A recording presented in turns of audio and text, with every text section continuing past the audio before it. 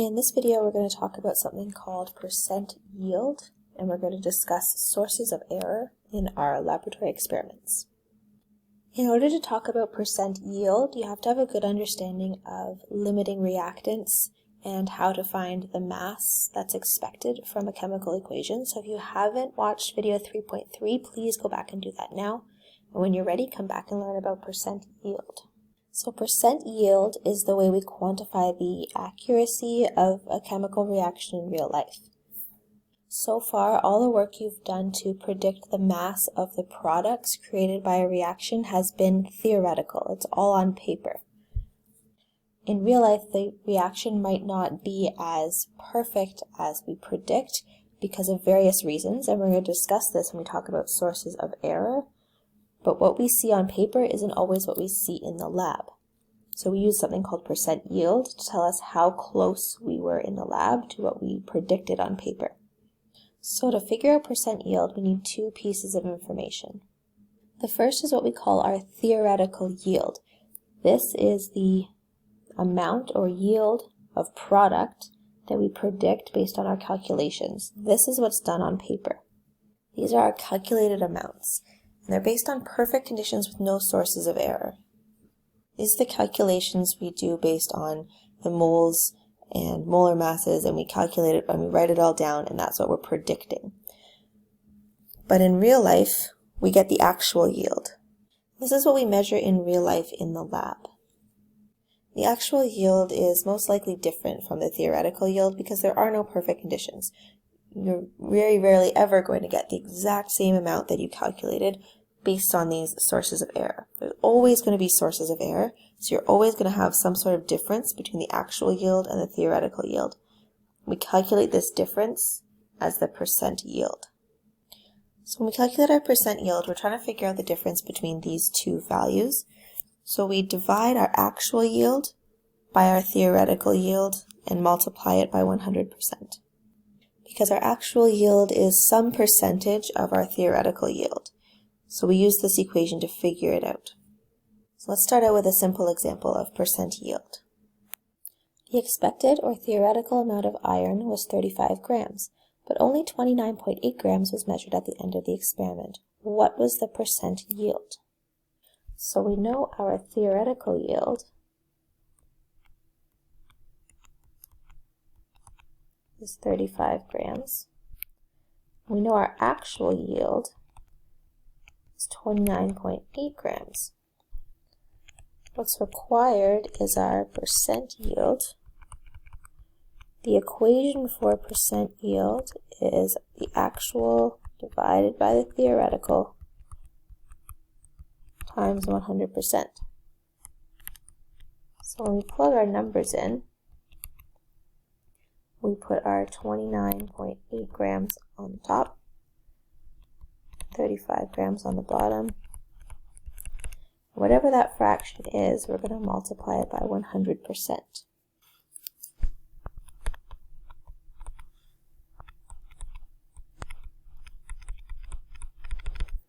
So our percent yield is approximately 85%. What does that actually mean? This means that the experiment yielded 15% less than what was expected. So the results were 85% of what was calculated or expected. We could also say that this experiment was 85% efficient. Let's do another example.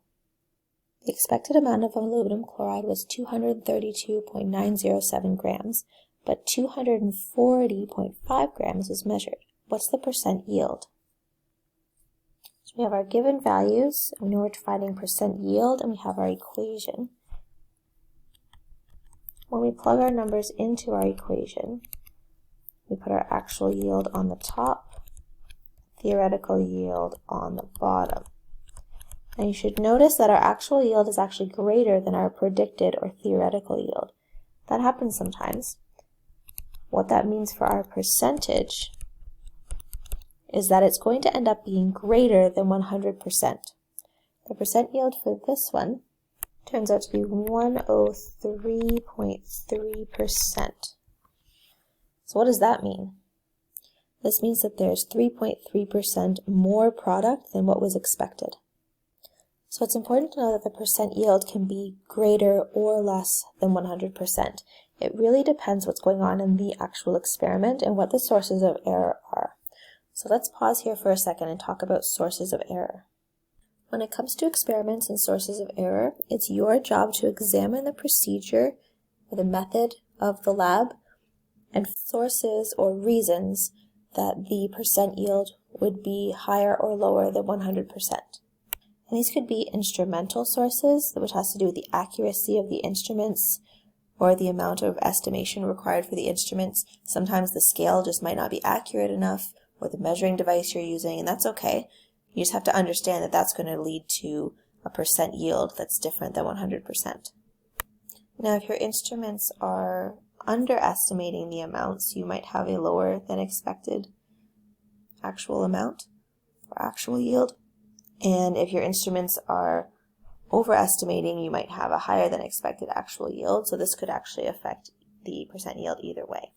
You could also have procedural sources of error. Just the way the lab is set up does not make ideal conditions. You're never going to be able to get rid of these errors 100%. But your job is to look at your method and make sure that you are accounting for as much error as possible. But we're always going to have things like lost product when we do things like weigh product on a scale and then transfer it to a beaker. Some of the product always is going to be left on that weigh paper, and it happens. If we can limit that with our procedure, that's best. But if you recognize that there might be some product lost here, and then you can account or explain your percent yield. You can also have environmental sources. Like if we were doing an experiment outside, the wind might push on the scale and make it weigh a little bit more than the product actually does. Or it might be a very hot day and the volume of water is measuring a little bit higher than it should.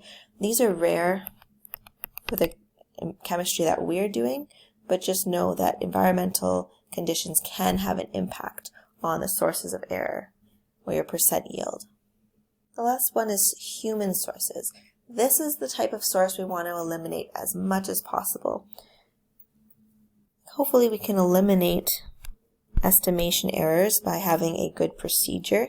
We definitely want to eliminate things like mistakes. That would be a human source of error, but it shouldn't really happen in the lab. If you make a mistake, you should start over. So hopefully the human sources aren't part of your experiment. We're going to talk more about sources of error when we do our experiments in class for this unit, but for now I want to do a percent yield problem that puts together what we've learned about limiting reactants and percent yield. 2 grams of silicon was combined with 1.5 grams of nitrogen to form silicon nitride. If 2.8 grams of silicon nitride was collected, what was the percent yield? So this combines what we learned about limiting reactants with percent yield. We need to figure out the predicted or theoretical mass of the products based on whichever reactant is limiting, and then use the actual yield from the experiment to figure out the percent yield. So first we have to find the theoretical yield, or the predicted amount of product. And we're going to do that by following our procedure for the limited reactant. So as always, our first step is to come up with a balanced chemical equation. So my balanced chemical equation gives me my molar ratios. And I was given these numbers in grams, so now I know I need to find moles. And remember, my molar mass equation says that molar mass is grams per mole. So I'm going to use this equation and rearrange it to solve for moles for each of the reactants. For silicon, my mass is 2 grams. And my molar mass I can get off the periodic table. That's 28.086 grams per mole. I rearrange my equation, so moles is equal to my mass over my molar mass. And when I sub in my numbers and calculate my amount of moles, I get 0.0712 moles of silicon. I do the same thing for nitrogen. How many moles of nitrogen are in this reaction? So remember, when calculating the moles of nitrogen, to account for both of the nitrogen atoms when you do your molar mass calculation, When I do this properly, I get a mole of 0.0535 for nitrogen. Now that I have my moles and my molar ratios, I can figure out what the limiting reactant is. So when we're identifying the limiting reactant, we can either compare the reactants to each other and figure out which one would be used up first, or we can compare each reactant to the product and figure out which reactant would give the least amount of product, or which one would limit the product. Now I'm suggesting we compare it to the product because we eventually need to figure out what the theoretical yield of this is, so it ends up saving us some time later on. So let's start with comparing our silicon to our product, silicon nitride. How many moles of product would be produced if silicon is the limiting reactant? We're going to figure this out using our molar ratios. So we're going to take the ratio of silicon compared to the product, as well as our moles of silicon that we already calculated, and figure out how many moles of the product there would be. So our connecting number here is whatever this is divided by 3. And do the same thing on the bottom, which gives us our moles of product if silicon is the limiting reactant. So now we'll do the same thing with nitrogen to see if it's the limiting reactant. We're going to have to compare the amount of product produced by each one and then choose whichever one is the lowest as our limiting reactant. So we have our molar ratio here, 2 moles of nitrogen for every 1 mole of product, and our moles of nitrogen are put on top, so everything to do with nitrogen lines up. We divide this by 2 to get our connecting number, which is 0.02675. I do that on the bottom.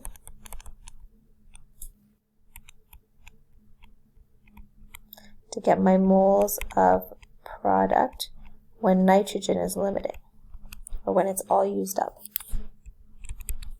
So which is the limiting reactant? So silicon is our limiting reactant because less product is made when it's all used up. So now we know which moles of product we need to use when we do our mass of product. Now this is actually our theoretical yield. So we know our moles got from our calculated limiting reactant. We also know our molar mass that can be calculated from the periodic table. We also know that the question requires mass, and we're using the equation from our rearranged molar mass equation. Now we're going to solve for mass. So our theoretical yield, or our mass of product that's predicted, is 3.325 grams. Now the actual question's asking for the percent yield, so that's our final step. We know our theoretical yield from our calculations, and we know our actual yield from the question. What's the actual yield? So our actual yield is 2.89 grams. Now we can figure out our percent yield. So our percent yield ends up being 86.9%. So this reaction in real life yielded 86.9% of what was expected. So here we're dealing with some sort of product loss based on the sources of error. So if we knew the procedure for this experiment, we would go through and figure out where some of this product might have been lost to give us this lower than 100% value here. So let's review really quickly. We have this problem where we're given the amount of reactants and the actual yield of the products. We need to figure out the theoretical yield based on the limiting reactant. So we go ahead and make a balanced chemical equation and figure out what the moles are so we can use our molar ratios. Once we know what the moles are, we can figure out what the limiting reactant is. We figure that out based on the amount of product that can be made from each of the reactants, and because less product can be made with silicon, we know that that's the limiting reactant. We use this value to figure out the actual mass of the product. This is our theoretical yield. We then use our theoretical yield compared to our actual yield from the question to figure out our percent yield. And if we knew more about the experiment, we could explain this with our sources of error.